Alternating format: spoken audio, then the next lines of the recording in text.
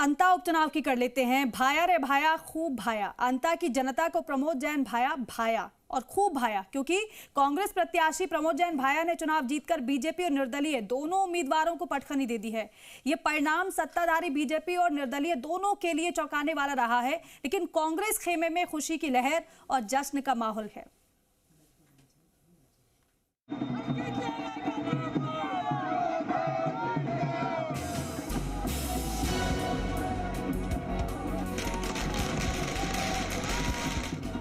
अंता की सियासत में अब तक नारे लगते रहे भाया रे भाया खूब खाया, लेकिन अब नारे लग रहे हैं भाया रे भाया खूब भाया, क्योंकि अंता विधानसभा सीट पर कांग्रेस प्रत्याशी प्रमोद जैन भाया ने 15,000 से ज्यादा मतों से बड़ी जीत हासिल की है।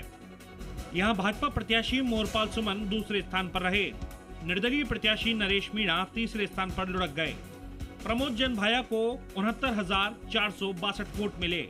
वहीं भाजपा प्रत्याशी मोरपाल सुमन को 53,868 वोट मिले, जबकि निर्दलीय प्रत्याशी नरेश मीणा को 53,740 वोट मिले। भाया 15,594 वोटों से चुनाव जीते। कांग्रेस कार्यकर्ताओं में जश्न का माहौल है। पीसीसी चीफ डोटासरा, नेता प्रतिपक्ष टीकाराम जूली और कांग्रेस नेता एक दूसरे को अपने हाथ से देसी घी के लड्डू खिलाते कांग्रेस कार्यालय में नजर आए।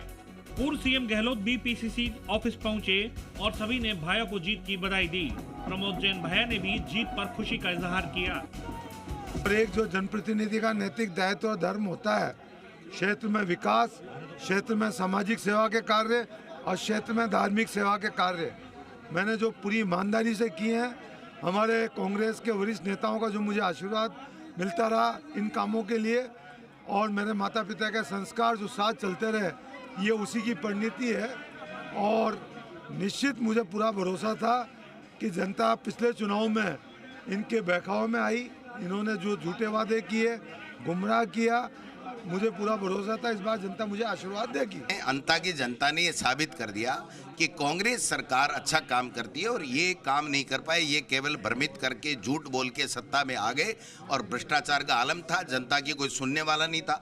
पूरी सरकार वहाँ पड़ी थी। सीएम 2 बार गया, पूर्व मुख्यमंत्री वहाँ पर थी, सत्ता का दुरुपयोग भी किया गया, फिर भी 16-16 हज़ार से ये चुनाव हार रहे हैं और 120 वोट से इज्जत बची है, वरना तो ये 3 नंबर पे जा रहे थे। तो इससे बड़ा दुर्भाग्य क्या हो सकता है। तो ये 2028 की एक तरीके से शंखनाद हो गया है, जनता ने फैसला किया।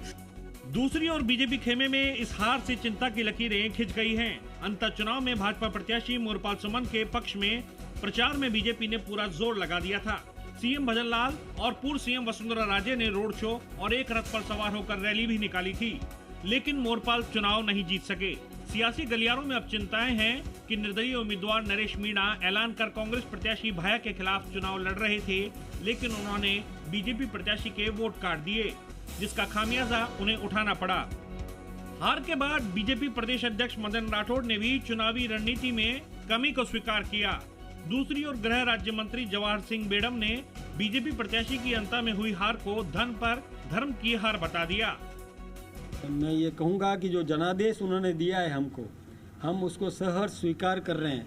हमसे कई त्रुटि हुई होगी, हम उस त्रुटि का पूरा समीक्षा भी करेंगे कि कहाँ पर हमसे भूल हुई, हमारे संगठन में कहाँ कमी रह गई, हम उसका पूरा समीक्षा करने के बाद में और सुधार करने का काम करेंगे।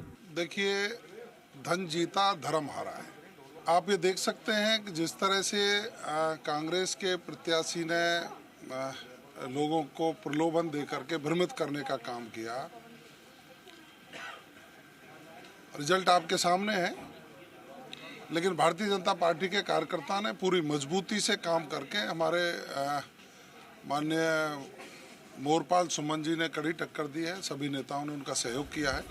पूरा जोर लगाने और स्टार प्रचारकों को प्रचार में उतारने के बावजूद बीजेपी को अंता उपचुनाव में जीत नहीं मिल सकी।